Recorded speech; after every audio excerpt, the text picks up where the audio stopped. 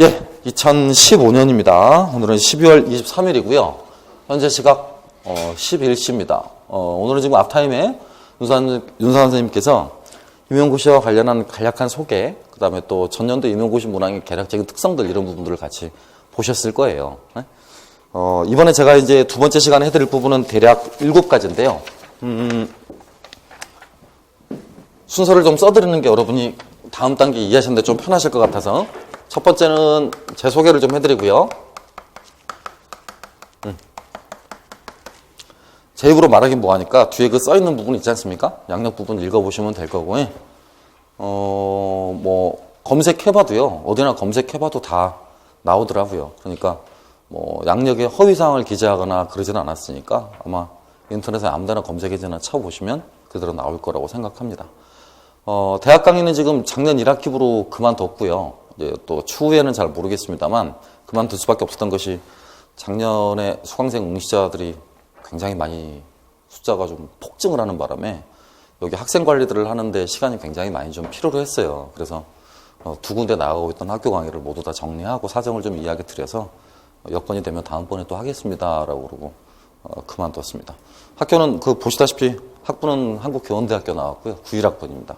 역사교육 전공했고요. 부전공으로 한문교육 전공했고 영어교육 전공했습니다. 그 다음에 대학원은 한 학교에서 1학기, 그 다음에 나머지 학교에서 6학기에서 성대에서 마쳤고요. 박사는 고대에서 했습니다. 학원 강의는 지금 올해 제가 99년부터 했으니까요. 올해 차로 하면 횟수로 지금 이제 18년 차가 되겠습니다. 그 다음에 초반기 3년 동안은 혼자서 팀피칭을 하지 않고 혼자서 한국사, 동양사, 서양사, 역사교육 4과목을 모두 했다가 4년 차 접어들 때부터 윤상환 선생님하고 같이 팀피칭을 하기 시작했습니다. 그래서 선생님이 한국사, 동양사 2가지를 맡으시고 제가 역교, 서양사 이렇게 2가지를 맡고 있습니다. 아시겠죠? 예. 91학번이니까 나이는 계산해 보시면 금방 알 수 있을 거로 생각됩니다. 두 번째는 지금 앉아 계신 분들 지금 현황 파악을 했는데요. 실은 촬영 전에 지금 간단하게 어느 학교 출신이신지 또 뭐 시험에 몇 번 응시하셨는지 간단하게 파악을 했습니다. 두 번째로 제가 이제 여러분께 말씀드릴 부분은 이런 부분인데요. 임용고시 학원 특징 부분인데요. 뭐 전부 다 그런 건 아닌데요. 입시학원하고 진입은 차이점을 제가 한 3가지 정도로 압축해서만 말씀드릴 테니까요. 혹여 학원을 수강하시게 되면 그 3가지에 조금 유의해 주셨으면 좋겠습니다. 네?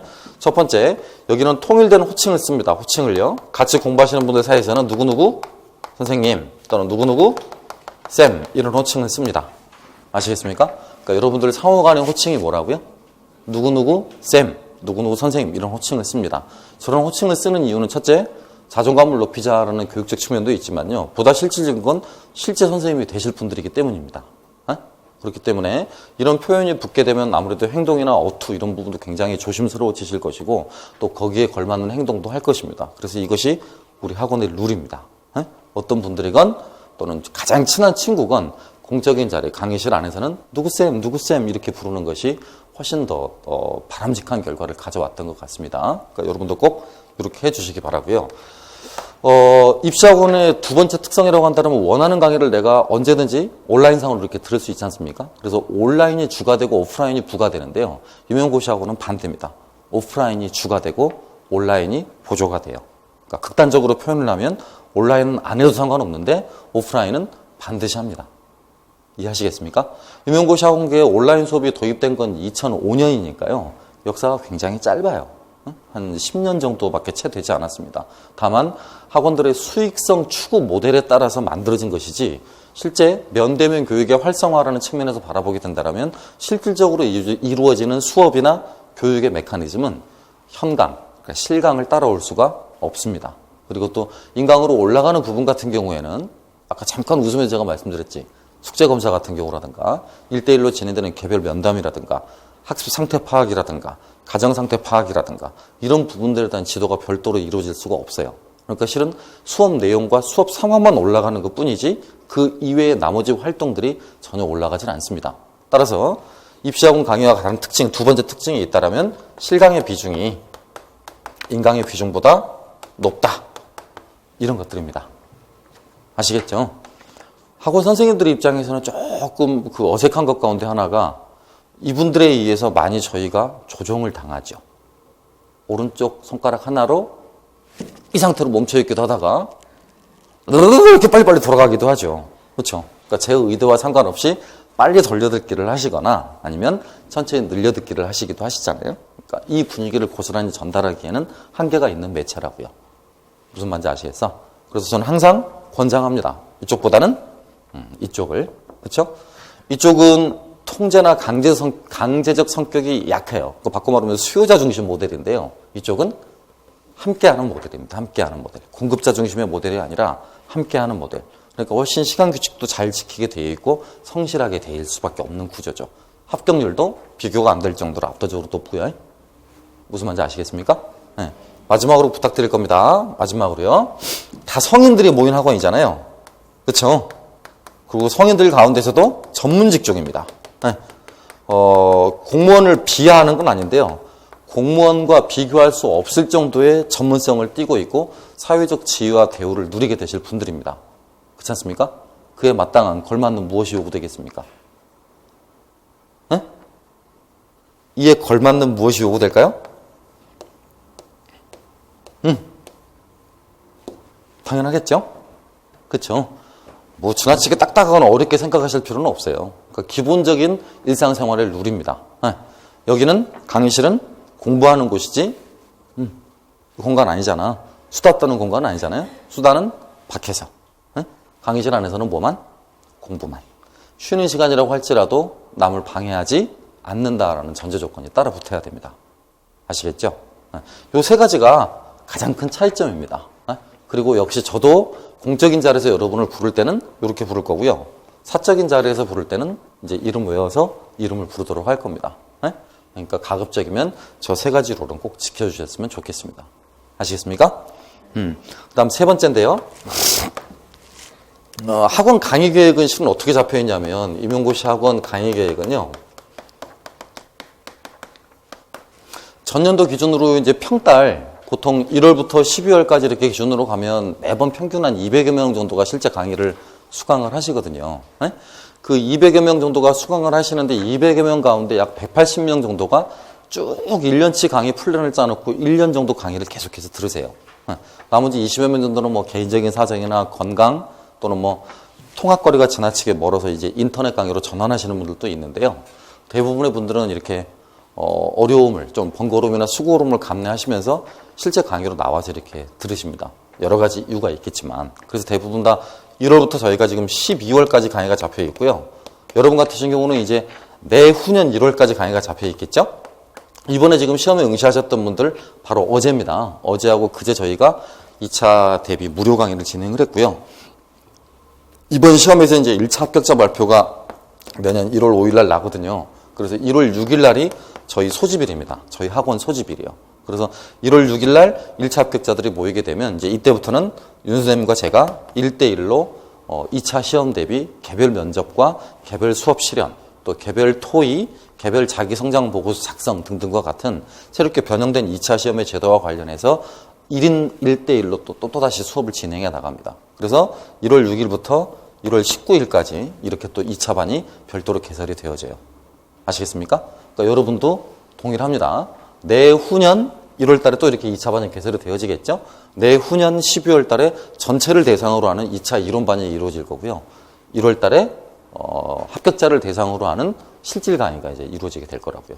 그래서 이제 이 강의를 뺀다라면 12월에 2차 강의를 뺀다라면 1차 강의는 1차 시험 대비 강의는 11월까지 전부 다 이제 마무리되어집니다.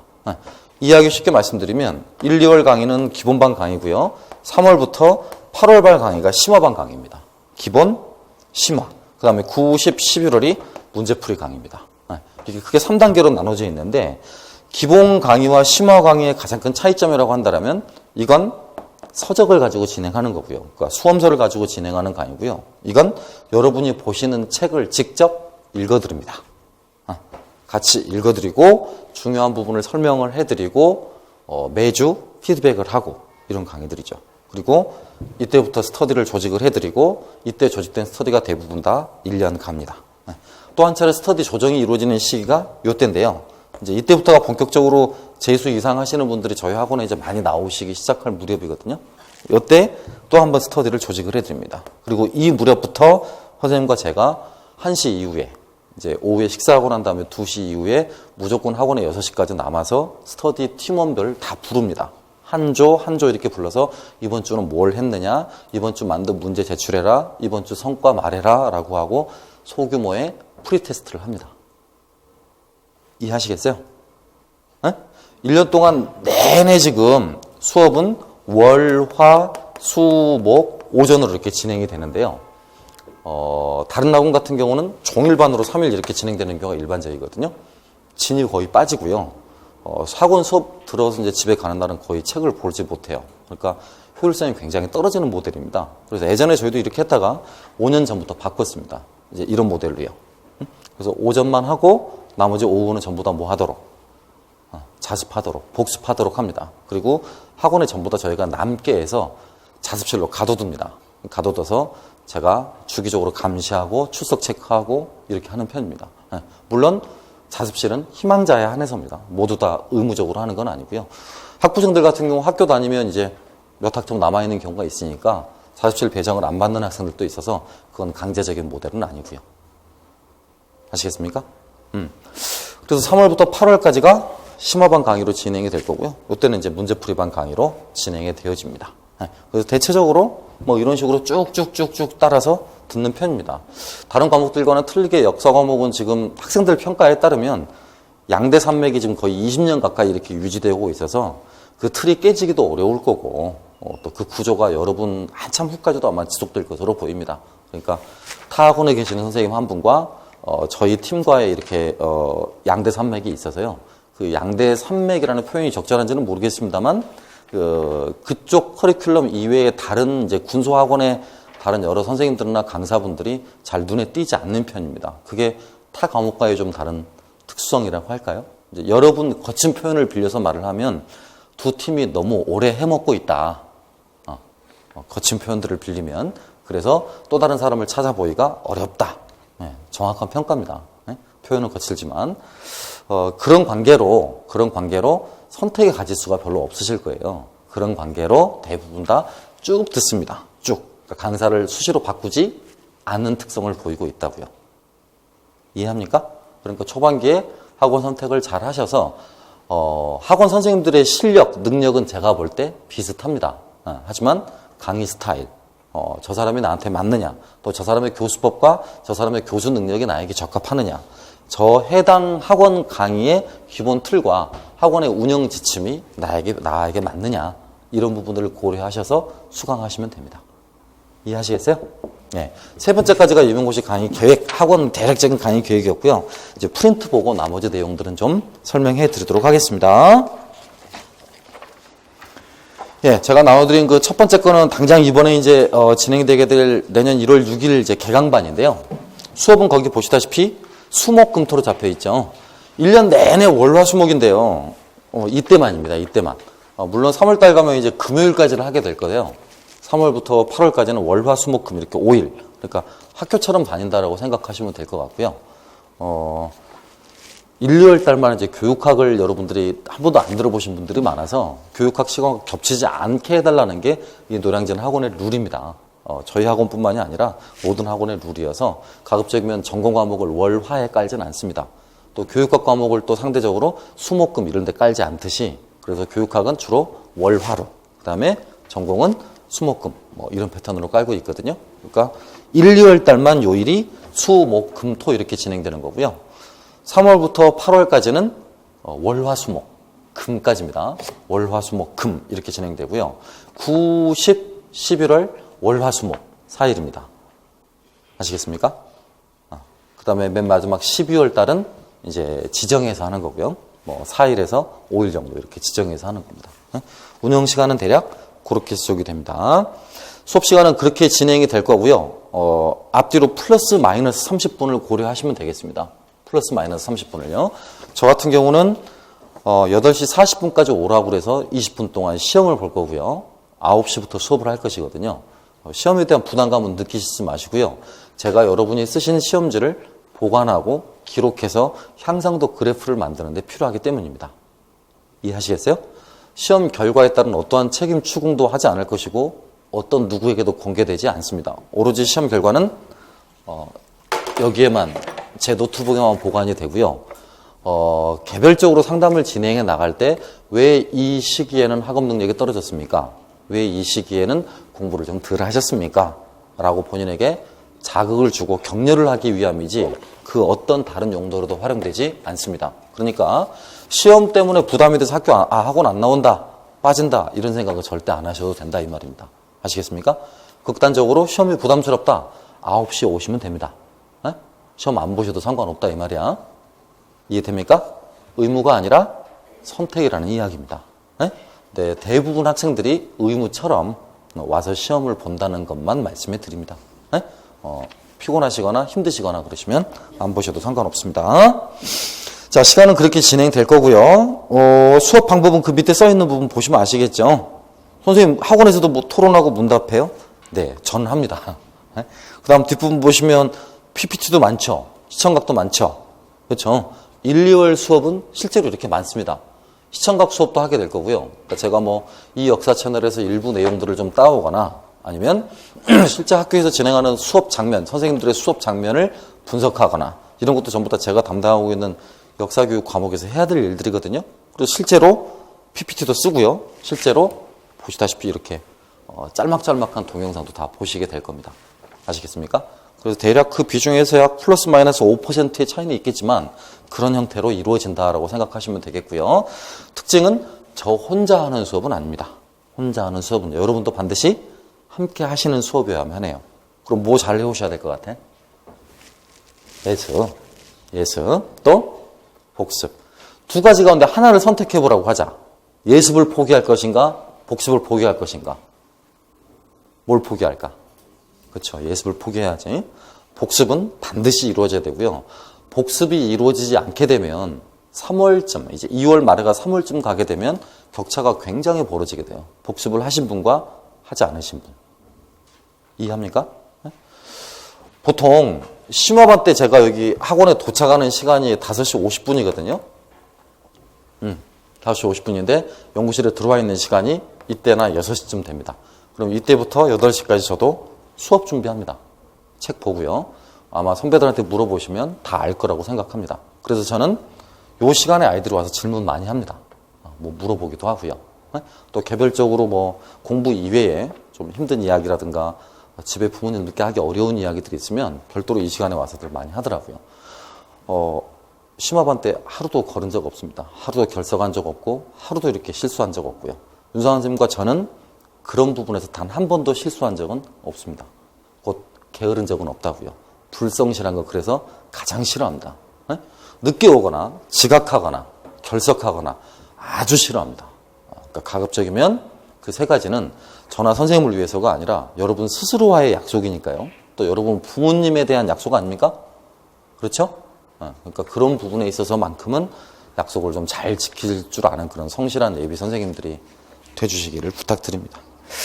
네, 실제 수업은 그렇게 진행해 나갈 거고요. 교재는 지금 부분으로 좀만 교정을 했거든요. 3권만.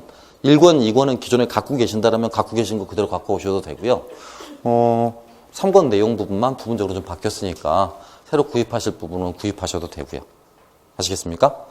제가 이렇게 써놓긴 했습니다만 여러분이 복사해서 보신다. 그래도 저는 할 말 없습니다. 또 그렇게 보셔도 상관없고요. 왜냐하면 학원 선생님들이 쓴 수험서는 창의적인 것입니까? 편집물입니까? 편집물입니다. 그러니까 편저라는 말을 쓰지 저작 이런 말을 쓰질 않아요. 이해됩니까? 그러니까 저작권법이 위배된다. 그런 말이 적용이 안 되는 게 학원 수험서의 특성이기도 하죠. 그러니까 학원 수험서가 비싸다. 복사해서 보셔. 어쨌든 수업 준비만 하시면 되니까요. 교재 준비만 하시면 되니까 어떤 방법이든지 뭐 도서관에서 빌려오시든지 뭐 하시든지 해당 수업 시간에 해당 교재만 잘 갖고 계시면 되겠습니다. 아시겠나요? 네. 자, 첫 번째 것이었습니다. 프린트 보시면 2페이지에 들어와 있는 첫 번째 사항이었어요. 혹시 질문이 있으십니까? 강의 계획서 보시고 잘 생각 안 나시면 이따 끝나고 나서 말미에 또 추가적으로 하십시오. 예, 넘겨보겠습니다. 두 번째 거 보시면 이렇게 임용고시 준비에 필요한 각 영역별 서적 안내라고 들어가 있죠. 그렇죠? 네. 실은 요 서적들의 책 표지라든가 서적들의 내용들을 전부 다 지금 이걸로 보여드릴까 싶은데요. 요 내용 자체가 설명하기 위한 분량이 한국사하고 제분야까지 합치면 3시간 분량입니다. 굉장히 힘드시겠죠. 그래서 1월 달에 개강하면 그때 요 내용을 다시 PPT로 보여드리도록 하겠습니다. 지금은 특히 작년 시험 같은 추세는요. 지나치게 많은 책을 볼 필요가 없다라는 게 제 판단입니다. 지나치게 많은 서적과 지나치게 많은 전문적인 내용을 알 필요까지는 없다라는 게 제 생각이고요. 제 과목의 예시 사례를 들면 역사교육의 내용과 방법이라는 2005년도에 출간된 여러분 표현을 따르자면 녹색책인데요. 그 녹색책을 머리에 스캔할 수 있으면 되고 현행 지금 중고등학교의 역사와 한국사, 동아시아사, 세계사, 중학교 역사는 거민정 체제에서 9종입니다. 9종. 고등학교 한국사는 8종입니다. 동아시아사, 세계사는 임용고시 대비용으로 보는데 2가지 종류만 있으면 됩니다. 2종씩만 있으면 돼요. 따라서 중학교 역사까지는 안 보더라도 그건 2차 시험에서 준비하는 거니까 고등학교 한국사와 고등학교 동아시아사, 고등학교 세계사와 관련한 3가지 과목의 기본 서적들은 채택률이 높은 순서대로 일선 중고등학교 선생님들의 채택률이 높은 순서대로 반드시 구비하셔야 되고 그것만 정확히 내가 5회에서 6회 정도 반복해서 읽는다라고 치면 작년 같은 시험 문제에 절대 떨어지지 않습니다. 절대.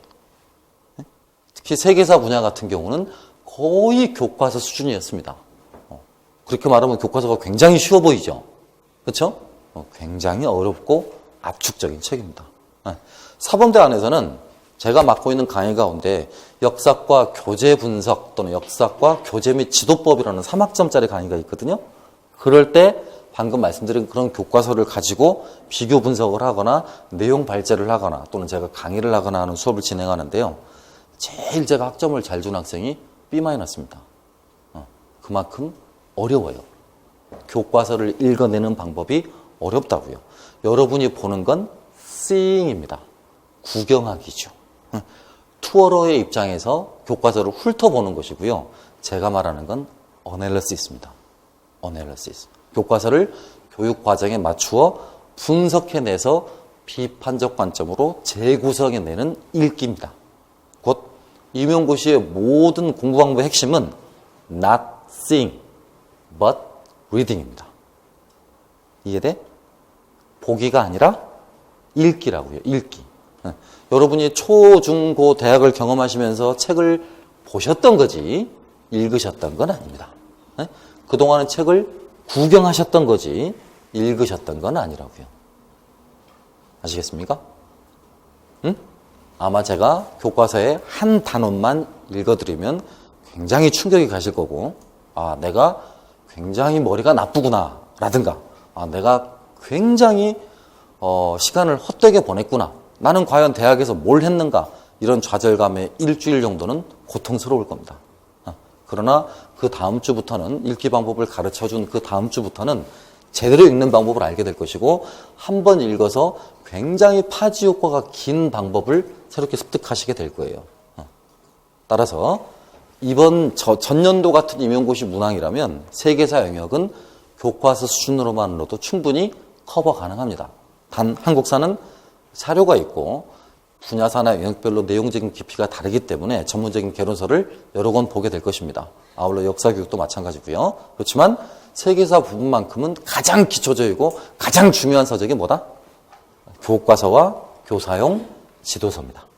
교과서와 교사용 지도서. 꼭 제가 구입하시기를 바라는 건 일선 학교 선생님들이 채택률이 높은 출판사들 것들인데요. 뭐겠어? 한번 대충 찍어보시겠어? 어떤 출판사 걸 많이 보실 것 같아? 금성 거. 또 지학사. 금성, 지학사, 교학사 이런 서들은 많이 봅니다. 세계사 교과서 같은 경우. 한국사 같은 교과서 같은 경우는 채택률 어떨 것 같습니까? 저도 퍼센티지를 외우진 못해서 이렇게 뽑아왔거든. 한국사는 미래엔이 30.59%. 채택률이 높죠? 비상이 30.07%. 그 다음이 천재 16.49%. 이 순서대로 많이 봅니다. 아시겠죠? 그 올바른 사관도 갖추고 있지 않을 뿐만 아니라 제 기준이나 보통의 역사학자들 기준에서 정상적인 역사학자의 범주로 채울 수 없는 몇 분이 쓰신 교과서가 있어. 직접적으로 그 교과서를 말하기는 어려우니까요. 교자로 시작한다는 것만 말씀드릴게. 예? 한국현대사학회 회장을 지냈던 그 사람하고 공주대학교 이모 교수 뭐 이런 사람들, 그러니까 정식 역사학회 쪽에서는 공적으로 잘 인정받지 못하는 사람들, 아주 일부 선생님들한테는 수구, 극우, 뭐 이런 비판을 받기도 하는 사람들. 저는 그 사람들 이름조차도 싫어하는 사람이고, 그러니까 그런 사람들이 쓴 교과서는 0.06% 채택률을 보이고 있습니다. 일본의 후소샵한 교과서보다 낮은 채택률입니다. 이해되시겠습니까? 네. 그런 것들이 있어요. 그러니까 고등학교 한국사 교과서를 사고 싶으시면 미래엔, 비상, 천재 이렇게 구입하시면 되고, 네? 고등학교 세계사 교과서 사고 싶으시게 되면 금성, 교학, 지학 이런 거 사시면 된다고요. 아시겠습니까? 만약에 주변에 아시는 지인분들 가운데 현직 교사분들이 있으시잖아. 그러면 파일들이 있으실 거야. 그러니까 파일들을 좀 얻는 것도 유명고시 공부할 때 아주 좋을 겁니다. 그래서 그 파일들을 아이패드나 휴대폰에 넣고 다니시면서 지하철 안에서 수시로 보는 연습을 하는 겁니다. 나중에 자세히 제가 보는 방식을 가르쳐 드릴 테니까 일단은 그런 것들을 전부 다 구할 수 있는 대로 구해보셔. 만약에 못 구하면 하다 안 되면 뭔가 방법을 제가 주겠지요? 내버려 두진 않을 거 아닙니까? 그쵸? 저걸 찍고 있어서 제가 불법적인 말은 못 드립니다. 근데 하다 안 구하면 제가 있다는 거. 그 말씀만 드리도록 하겠습니다. 말씀드렸습니다. 하다 못 구하면, 안 구하면. 그러니까 초반부터 쌤 이러시면 안 된다는 이야기입니다. 저것 때문에요. 저걸 안 찍으면 편하게 말씀드리겠습니다만 저걸 찍으니까 아무튼 여러 가지 루트로 구할 수 있습니다. 아시겠죠? 기본적으로 아이패드나 휴대폰 같은데 32기가 정도 이렇게 디스크만 좀 확보를 하시면 아마 왔다 갔다 하시면서 보실 수 있을 것 같습니다. 자, 여기까지 설명 마치겠습니다. 그 다음에 이번에 들어가 있는 임용고시 준비한 각 영역별 서적 안내는 1월달 개강하면 그때 제가 자세하게 말씀드릴 거고요. 또 실제 지금 티치스파 홈페이지를 들어가면 작년에 똑같이 이렇게 설명해 했던 게 있거든요. 작년에 설명해 했던 내용이 여기 들어가 있습니다. PPT가. 그러니까 제가 파일을 업로딩 해놓으라고 할 테니까요. 오픈해 놓으라고 할 테니까 2015학년도 대비 설명회 강의를 열어보시면 이 서적들 실제로 다 보실 수 있을 거고 껍데기를 다 스캔해서 올려놨으니까요. 서적들에 대한 제 설명도 전부 다 들을 수 있을 겁니다. 한 2시간짜리 아마 동영상이 될 테니까요. 필요하시면 거기 들어가서 보시고 아시겠죠? 그걸 굳이 우리가 이 자리에서 또 이걸 다 볼 필요는 없을 것 같아서. 다음 거 보겠습니다. 7페이지 맨 하단에 보시면 방금 제가 하고 싶은 말 써놓은 거 보이십니까? 상의 좀 보실게요. 조금 덥네. 맨 하단에 보시면 유의사항이라고 거기 써두셨죠? 써뒀죠 제가? 그쵸? 꼭 구비하셔야 된다고요? 지금 당장 구입하고 싶다. 없어. 교과서 검정 사단법인 교과서 검정협회에 들어가셔도 없어요. 교과서는 보통 언제? 학교 공급이 끝난 다음에, 그러니까 2월 둘째 주 이후에는 보통 입고가 되거든요. 빨리 구하시고 싶으시면 아까 그런 방법, 그죠? 그런 방법, 그러니까 어떻게든 파일을 구하시는 게 훨씬 더 나으실 수 있을 것 같고요. 알겠습니까? 말씀드렸습니다. 하다 안 되면 저한테 오시라고. 뒷부분 보시면 8쪽에 연간 강의 계획이라고 쓰여 있습니다. 특기한 사항은요, 3월부터 8월까지는 어떤 교재로 수업을 합니까? 라고 다 써놨거든요? 그쵸? 그러니까 되게 돌아가서 한번 읽어보시면 되겠지? 앞부분에 소개된 책들의 번호를 다 써놨으니까 어떤 책들을 가지고 수업을 합니까? 라고 이제 그 부분을 보시면 될 거 아닙니까? 그쵸? 또 이때 이제 특징이라고 한다면 3월부터 8월까지는 그렇게 수강하실 수 있어요. 단과별로요. 네? 그러니까 요일별로 있으니까 요일별로 원하는 강의를 수강하실 수 있습니다. 어떤 분들을 위해서 만들어 놓은 거냐면 나는 어떤 과목이 좀 부족한데 어떤 과목만 좀 듣고 싶습니다 하는 분들도 있고 또 한 가지 같은 경우는 학교를 다니시는 분들이 많다 보니까 학원에 나오실 수 있는 날에 선택적이신 분들이 있더라고요. 그래서 실제로 실강을 들으시는 분들에 한해서는 며칠은 학원에 나올 수 있고 며칠은 못 나온다 그러면 며칠은 실강을 듣게 해드리고 며칠은 인강으로 전환을 해드립니다. 그러니까 신경 쓰지 마시고 언제든지 수강하셔도 상관없어요. 무슨 말인지 아시겠습니까? 또 학원 내에서도 아마 월 1회로 본인들 사정에서 빠지게 되면 언제든지 인강을 보충해 주는 걸로 알고 있고요. 추가적으로 더 해줄 수도 있으니까요. 부득이한 사정으로 빠지게 됐을 때 수업 결손이 나타나지 않을까 걱정하지 않으셔도 됩니다. 어떤 식으로든지 인터넷 강의가 들어갈 테니까요. 아시겠습니까? 단 반드시 들어보셔야 되겠지. 그 부분을 안 듣고 다음 단원으로 넘어갈 수가 없으니까 계열성을 고려한다면 반드시 밀리지 않고 다 들으셔야 될 겁니다. 이 내용은 지금 제가 간략하게 설명드렸으니까 역시 이 부분도 별도로 제가 더 설명드릴 필요는 없을 것 같고요. 4번도 역시 마찬가지, 양력 소개도 마찬가지입니다. 5번으로 넘어가죠. 실은 가장 중요한 부분일 수 있겠네. 그쵸? 응? 앞 시간에 답안지 받으셨죠? 작년 문제지 받으셨죠? 우리 연습 한번 해볼까? 물론 여기 시험지에 지금 써있는 말들이 전부 다 외계어처럼 보이시겠지만 또 그렇게 보여야 정상이겠지만 일단 한번 확인을 한번 해볼게요. 그쵸? 받으신 프린트 보면 프린트 몇 장이야? 응? 문제지에서 이렇게 받은 시험지 몇 장짜리입니까?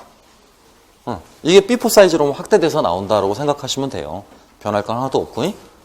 아시겠어요? 네? 그럼 문제 한번 봐봐. 먼저 2교시라고 써있는 부분 있죠? 1교시는 뭐 봐? 교육학. 저 그런 거 설명 안 해드려도 되지?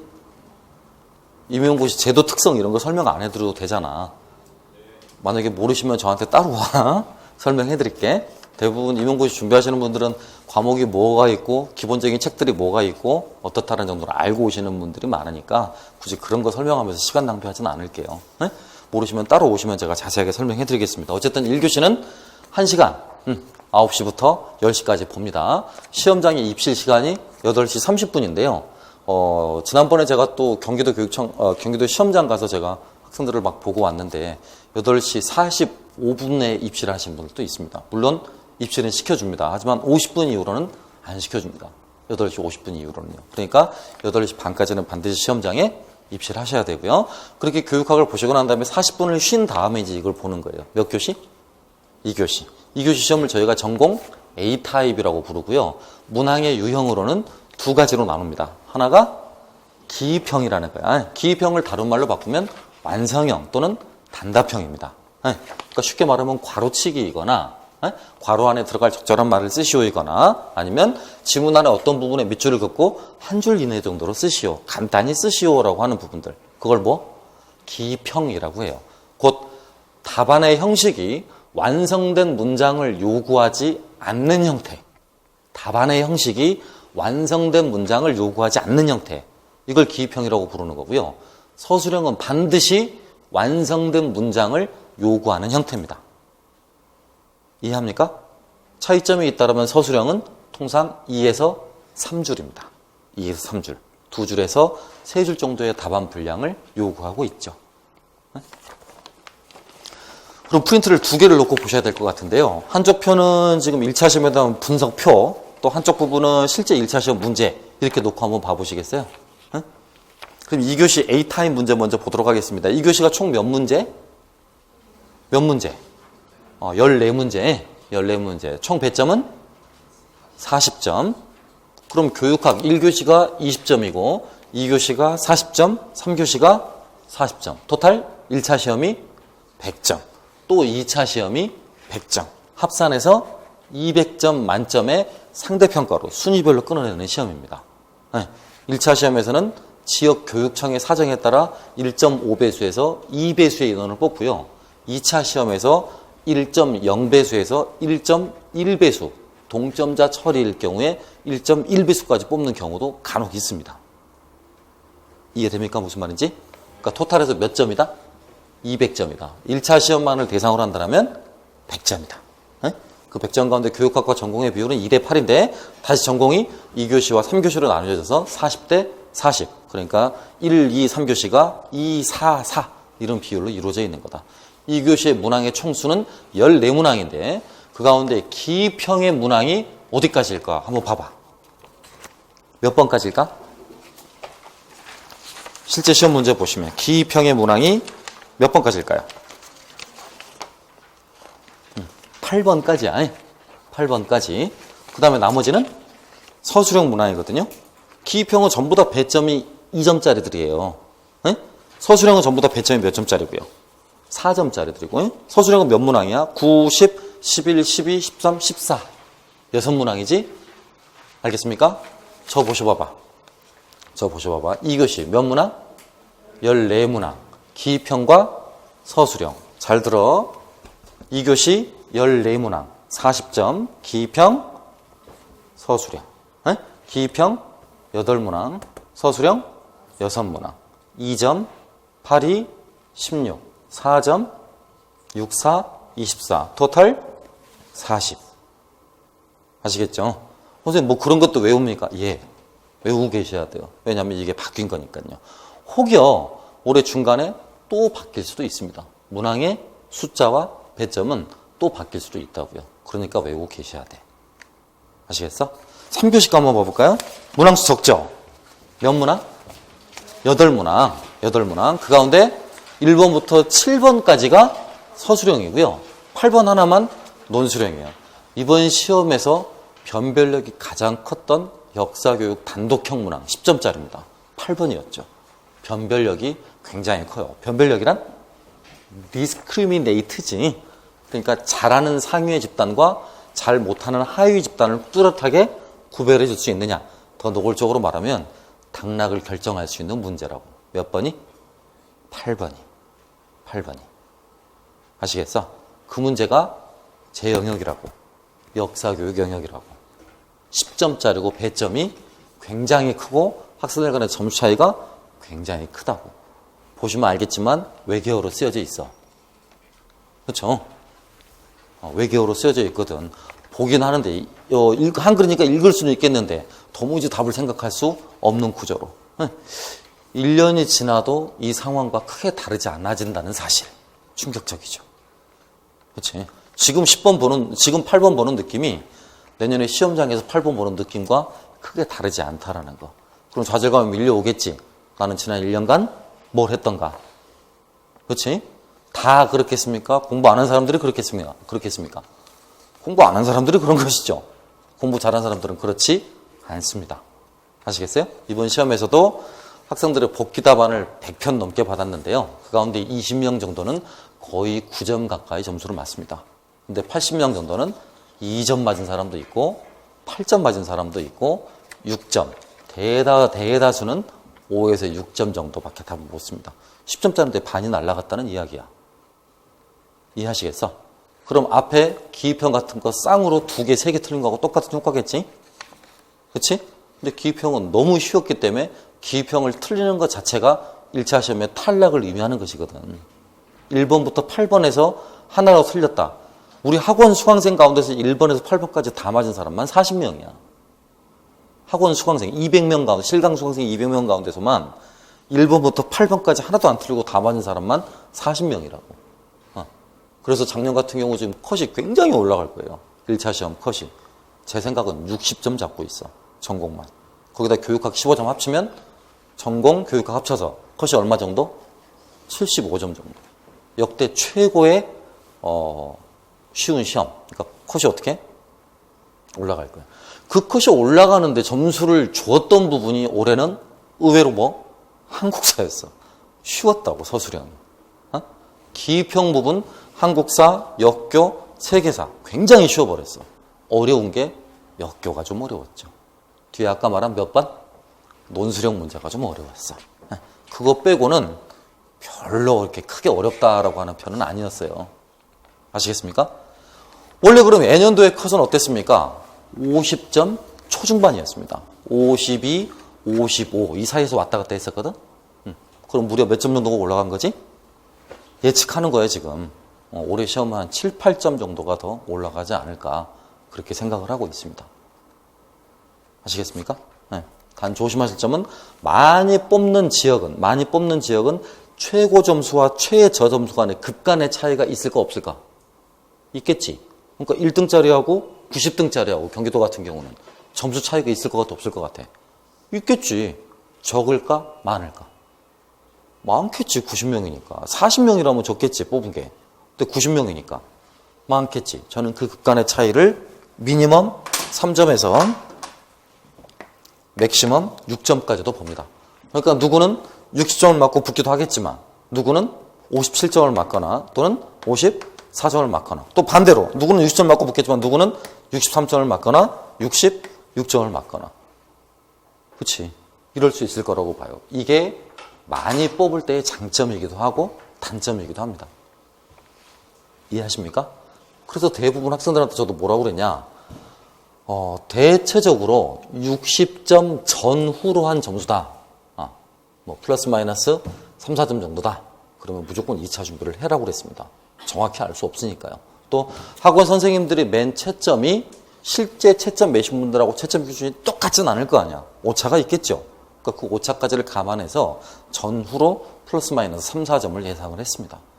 그러니까 뭐 투박하게 말하면 50점대 후반부터 60점대 중반까지 컷이 움직일 수 있다는 이야기예요. 아시겠어요? 무슨 말인지? 자, 다시 원래 얘기로 돌아가겠습니다. 3교시 거 보고 있었어. 서술형 몇 개? 7개. 논술형 1개. 논술형 1개는 말뚝형 문항으로 무슨 문제? 역사교육 문제. 변별력이 굉장히 크다고. 쉽게 말해서 쉽지 않다고. 어렵다고. 아시겠습니까? 자, 7문제 가운데서도 배점이 다르죠. 어떤 건 4점, 어떤 건 5점. 5개가 4점짜리, 2개가 5점짜리. 그래서 토탈 합쳐서 30점. 논술형 문항이 10점. 합쳐서 3교시도 40점. 자, 고개 드시고 여기까지만 저와 같이 외워봅니다. 1교시 교육학 20점. 따라해봐요. 1교시 교육학 20점. 1교시 교육학 20점. 2교시 전공 A 40점. 기평 서술형. 기평 8문항 16점. 서술형 4문항 24점. 도합 2교시 40점. 3교시 서술형 및 논술형 40점. 서술형 4점짜리 5문항, 2점짜리 2문항 합쳐서 30점. 서술형 4점짜리 5문항, 5점짜리 2문항 합쳐서 30점. 논술형 1문항 10점 합쳐서 40점. 1교시, 2교시, 3교시 20, 40, 40 토탈해서 100점. 그 100점 가운데 올해 예측 기준 75점 플러스 마이너스 4, 5점. 이해되겠습니까? 이 정도 선이 지금 학원 쪽에서 지금 내리고 있는 대체적인 전년도 시험에 대한 평가가 되겠습니다. 아시겠죠? 예. 뭐 지금 당장 이렇게 문제를 풀어보라는 건 아니지만요. 맛배기로 한번 해볼 수는 있을 것 같아. 일단 사학과 분들이거나 아니면 역사교육과 분들 가운데서도 교육과정을 제대로 배우지 않으신 분들이라면 1번은 좀 어려울 테니까 너나 할 것 없이 조금 수월한 문제 하나 봐보자. 수월한 문제. 누구나 좀 쓸 수 있을 것 같은 뭐 그런 문제. 자, 고등학교에서 세계사를 배웠다라면 6번 같은 경우는 거저먹는 문제거든. 6번 같은 문제. 굉장히 쉽습니다.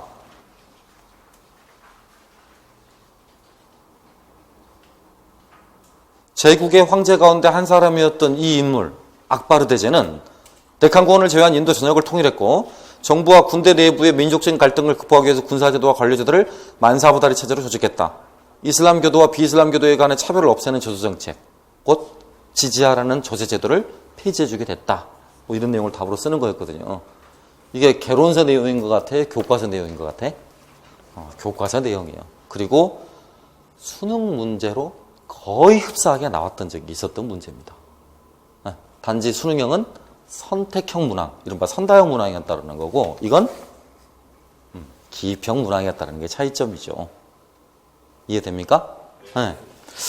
이렇게 쉽게 지금도 답을 쓸 수 있는 부분이 있어요. 지금도. 아마 지금도 여러분이 아무것도 모르는 상태에서 답을 쓰더라도요.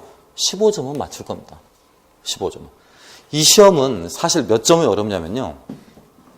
1년 공부하면 합격자 커트라인 요 부분 보면 요 부분은 이렇게 될 텐데요. 이렇게. 그러니까 이 안에 지금 분포도를 보게 되면 대략 10% 사람이 있는 거죠. 그 다음에 요 안에 이렇게 40%까지 누적 분포된 사람이 지금 있는 거고요. 네. 그럼 지금 대부분 요 안에서 움직이는 점수대 있는 사람들이 뭐냐? 컷에서 딱 이 밑에 있는 사람들입니다. 네? 커트라인에서 이 점수 정도에 있는 사람들이에요. 이해합니까? 요 주변에는 얼마나 있을 것 같습니까? 이 선 안에요. 그러니까 불과 1점 이내의 차이로 떨어진 사람들이 몇 명이나 될 것 같습니까? 200명 정도 됩니다. 200명. 응시자 전체 전국 기준으로 해서요. 0점 몇 점 차이로 떨어진 사람이 전국 단위로 몇 명? 200명이라고요. 만약 여러분이 이 선 위에 있는 사람들이라면 지금 심정이 어떻겠습니까? 돌겠죠. 그렇지? 또 다시 시험을 보고 싶은 마음이 나겠습니까? 이렇게 합격한 애들이 좋게만 보이겠습니까? 쟤들이나 나나 별 차이 없는데 라고 보이겠습니까? 얘들이 합격해서 합격 사례 발표하고 하고 나서 빵 사고 밥 사고 할 때 나는 여기서 이렇게 그 사람들을 바라볼 때 그 느낌이 어떨 것 같습니까? 엄청나죠. 엄청납니다. 그렇죠? 저는 가장 비극적 지점이 여기에 있는 사람들이라고 생각합니다. 이 선까지를 포함해서요. 이들을 저는 뭐라고 부르냐면 가능권이라고 부릅니다. 가능권. 여기를 안정권이라고 부르고요. 아시겠어요? 여기에 있는 사람들까지 여기까지 진입하기는 굉장히 쉬워요.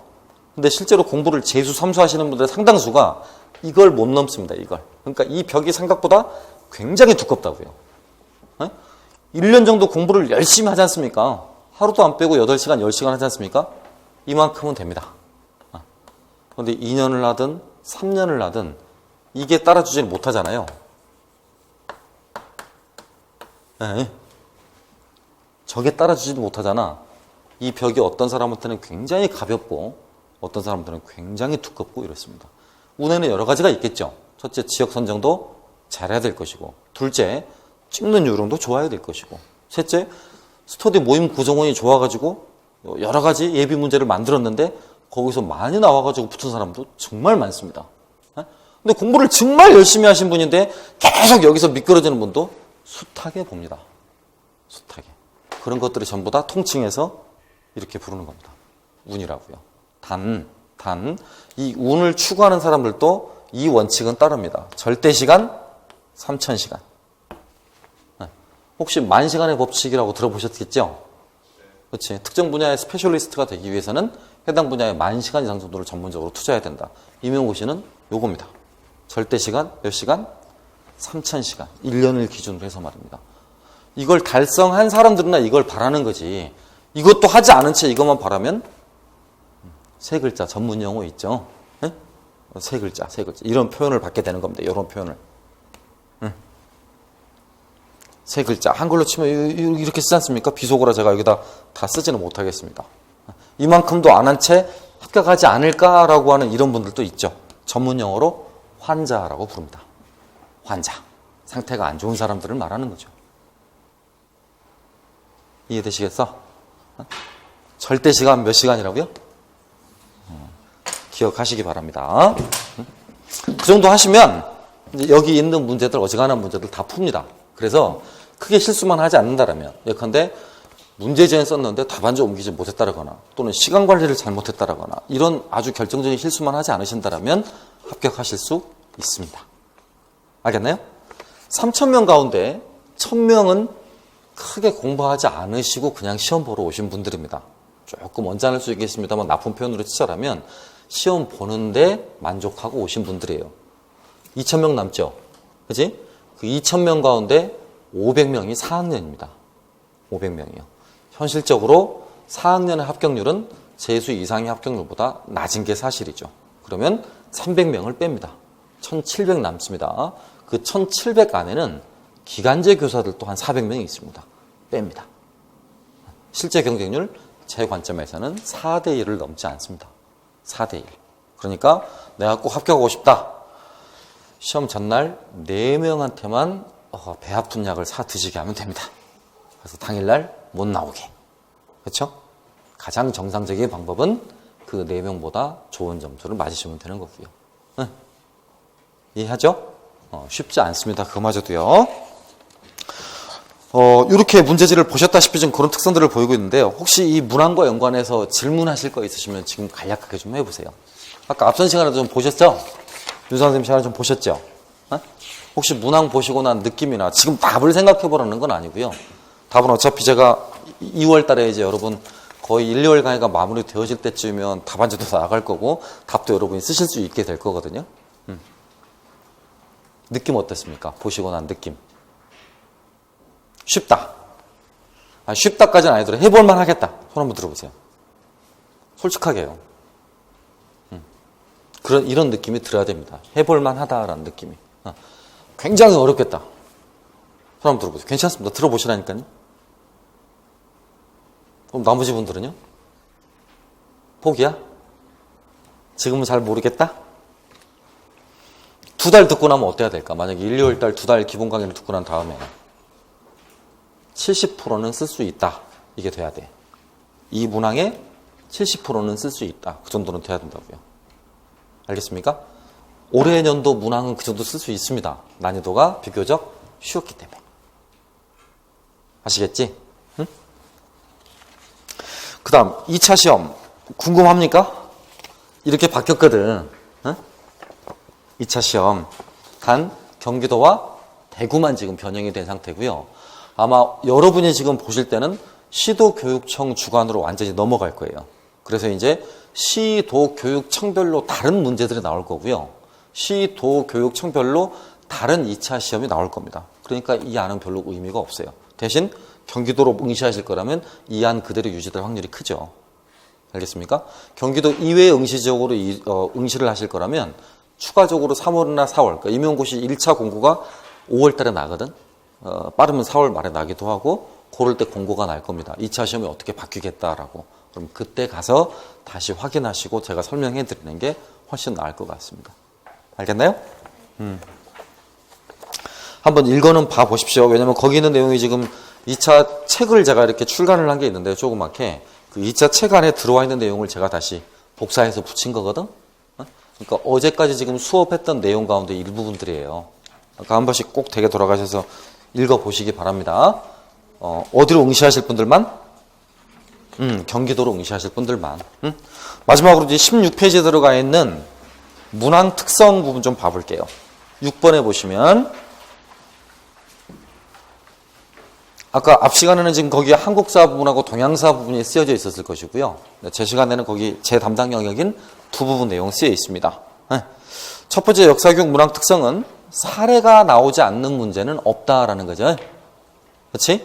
그러니까 이론을 외워서만은 절대 답을 쓸 수가 없다. 특히 아까 말한 어떤 문제들 같은 경우 논술형 문제 같은 경우 핵심입니다. 논술형 문제 같은 경우요. 그 다음 니은번은 모든 문항의 공통재교로 적용되는 부분이고요. 디귿 부분도 꼭 한 문제씩 나옵니다. 단 디귿 부분은 2점짜리예요. 2점짜리. 리을 부분도 4점에서 6점가량 배점이 주어지는데요. 어려워하는 부분들입니다. 많은 학생들이. 설명이론이라든가 역사적 사고를 둘러싼 논란들 이런 부분들이 굉장히 어려운 부분이기도 합니다. 그래서 타 과목들을 이렇게 학습하실 때 임용고시를 보시는 분들은 딱 두 부류인데요. 역사교육론을 어려워하시는 분들이 있는가 하면 역사교육론을 수월하게 생각하시는 분들도 있어요. 수월하게 생각하는 분들은 통상 3수 이상 분들이고요. 어렵게 생각하시는 분들은 대부분 초수이신 분들입니다. 초수이신 분들 가운데서도 사범대, 비사범대를 막론하고 역사교육론의 저자들로부터 배워본 적이 없으신 분들 다 어려워합니다. 곧 학과 내에 역사교육 전공자가 없어서 다른 분이 그 강의를 대시했다거나 외부에 시간 강사가 오셨다거나 이런 분들 같은 경우는 굉장히 어려워하는 과목입니다. 서울 소재는 다행히 한 4군데 학교 정도는 제가 시간 강의를 계속 나가서 그 학교 학생들은 아예 어릴 때부터 그러니까 전공 선택을 하게 되는 3학년 때부터 제가 단계적으로 이런 책을 읽어야 된다, 이렇게 공부하면 된다라고 이제 그 학교에 심어두고 왔기 때문에 그 학교 학생들은 굳이 뭐 이렇게 외부 강의를 듣지 않더라도 책을 읽어야 되는 순서나 방법들은 다 알고 계실 텐데요. 그렇지 않은 학생들 같은 경우는 굉장히 힘들어합니다. 그래서 1개월 강의를 토대로 해서 역사 교육이 어떤 과목이고 어떤 책들을 보면 되고 어떤 부분이 주로 시험 문제에 나온다라는 정도까지만 정확히 파악하신다면 아마 가장 점수를 얻기 쉬운 부분 가운데 하나가 될 수 있을 겁니다. 알겠습니까? 또 역사 교육은 사회과학이거든요. 한국사나 동양사나 서양사처럼 인문학이 아니야. 사회과학은 용어나 개념이 굉장히 명료하죠. 네? 쉽게 말하면 그 단어나 그 개념 아니면 안 돼요. 안 돼. 이해합니까? 무슨 말인지? 예를 들어 볼게요. 역사 같은 경우 이런 식으로 하지 않습니까? 이성계에서 단행된 위화도 회고는 고려 왕조를 무너뜨렸다라는 부정적 평가와 함께 새 왕조를 개창했다라는 긍정적 평가가 병존한다, 양립한다 이런 표현 쓸 수 있죠. 이 표현 말고 다른 표현들 쓸 수 있겠지. 고려 왕실의 적통성의 입장에서 바라보게 된다면 역성혁명으로 규정해서 부정적인 평가를 내릴 수밖에 없고 시간적 계열성이나 시간적 발전성의 관점에서 기초해 본다면 낙후된 고려 왕조보다 훨씬 더 진보된 정치 시스템, 사회 경제 구조 시스템을 갖추고 있었기 때문에 발전했다라고 평가할 수 있다. 두 가지 말 표현은 다르지만 의미는 똑같잖아. 그렇죠? 근데 역사 교육은 그런 게 없다고. 이렇죠. 예를 들면 이렇습니다. 과학적 설명이라는 단어가 있으면 그 과학적 설명을 대신할 수 있는 다른 단어가 없어요. 선생님, 과학적 설명이니까요. scientific explanation 그렇게 쓰면 되겠네요. 안 됩니다. 안 된다고요. 과학과 유사한 설명 안 됩니다. 오로지 딱 그 5글자. 과학적 설명 그렇게 써야만 답이 돼요. 그러니까 꼭 정확하게 외우셔야 돼요. 작년에 학생들이 저한테 지어준 별명 가운데 하나가 김적확 씨거든요. 김적확. 정확도 안 돼. 어때야 돼? 적확해야 돼. 나중에 국어사전을 찾아봐봐. 정확과 적확의 차이가 뭔가. 알겠습니까? 적확의 차이가 뭔가. 쭉 찾아보라고 그랬습니다. 국어사전. 역사교육 문학만큼은 적확하셔야 돼. 대충 정확해서는 안 되고요. 책에 써있는 대로 똑같이 외우셔야 된다고. 토시 하나 빼뜨리지 말고. 그 다음 서양사 문학인데요. 시기별 특성이 나오죠. 그러니까 고대, 중세, 근대, 현대 나오는데요. 세계사 문학은 좋은 게 중국사 중심, 일본사 부중심, 유럽사 중심, 미국사 부중심의 구조예요. 근데 그 가운데 매년 해마다 비주류 역사, 이른바 이슬람사 하나, 인도사 하나, 동남아시아사 하나, 이게 전부예요. 경우에 따라서는 아프리카사가 붙기도 합니다. 인도사, 이슬람사, 동남아시아사, 아프리카사. 이게 매 해년마다 하나씩 나오는 거고요. 나머지는 미국사 하나, 나머지는 일본사 하나, 나머지는 중국사, 나머지는 유럽사. 이런 특징을 보이고 있습니다. 물론 시기별로 고대 하나, 중세 하나, 근대 하나, 현대 하나 이런 특징을 보이고 있기도 하고요. 그러니까 가장 중요한 기본 지식인 교과서적 지식을 바탕으로 하면 되고요. 두 번째는 개론서를 읽어나갈 때 연표 작성을 제가 시킵니다. 물론 제가 만든 연표도 나누어 드리고요. 연표가 단위가 굉장히 세분화되어져야 돼요. 그러니까 기원전 494년, 기원전 472년. 제가 말한 제1차 신분투쟁, 성산철수, 새로운 신분투쟁을 위한 법안 마련, 법안 제안, 459년, 450년, 451년, 12표법 제정, 환관, 법관, 신관이 되기 위한 법률의 제정, 이런 연도까지를 구체적으로 다 외우셔야 돼요. 그러니까 연표가 여러분이 알고 있는 수준의 정확한 연표가 아닙니다. 그리스와 로마만 연표로 만들더라도 A4로 8장 정도가 돼요.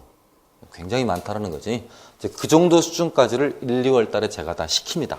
시키고 과제를 내주고 과제를 수행해온 사람에 한해서 제가 만든 연표를 드립니다. 그래서 그 연표를 기준으로 외우시면 돼. 이해하겠습니까? 예. 그래서 1, 2월 달에 세계사는 그렇게 기초적인 연대표와 기초적인 사실의 흐름을 확인하는 정도의 수준으로 목표를 잡으시면 되겠습니다. 아시겠죠? 그렇게 해도 쉽지 않다고 제가 말씀드렸습니다. 절대 분량상으로나 또는 내용의 깊이상으로 반 이름은 기본 강의지만 쉽지 않습니다. 타 학원하고 비교를 하면 타 학원의 심화 강의와 비슷하다라는 평가를 받은 적도 있습니다. 쉽지 않다고요. 아시겠죠? 실은 쉽지 않다라는 말은 아니고요. 기본이 튼튼해야 어떤데? 심화가 편하겠지. 1, 2월을 충실하게 잘 해두지 않습니까? 조금 피곤하게? 그럼 3, 4월에 훨씬 여유가 생겨요. 그런데 1, 2월을 좀 편하게 노는 것처럼 방학처럼 보내잖아요. 그럼 3, 4, 5, 6월 달에 고생합니다. 그러니까 반드시 그런 마인드를 가져주시면 좋겠어요. 1, 2월 조금 뭐 하자? 고생하자. 그나마 또 4학년들이고 그러니까 시간이 좀 많을 때니까 3, 4, 5, 6월 달 학교 다니기 시작하면 시간 없을 때니까 1, 2월 달에 조금 더 고생하자. 그런 마음가짐이시면 좋겠습니다. 아시겠나요? 응? 네, 오늘 제가 설명해 드리려고 했던 부분은 여기까지입니다. 실은 아까 말씀드렸듯이 서적 안내를 좀 해드리려고 했는데 시간이 워낙 기니까 아까 말씀드렸듯이 제가 그 티치스파 홈페이지를 들어가시면 보실 수 있게 서적 안내 동영상을 올려드릴 테니까요. 그건 따로 한번 확인해 보시기 부탁드립니다. 아시겠나요? 마지막입니다. 질문 받겠습니다. 어떤 질문이든 괜찮습니다.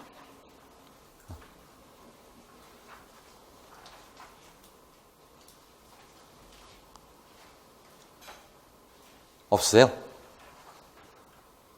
네, 그럼 마치겠습니다. 인사하겠습니다. 고맙습니다.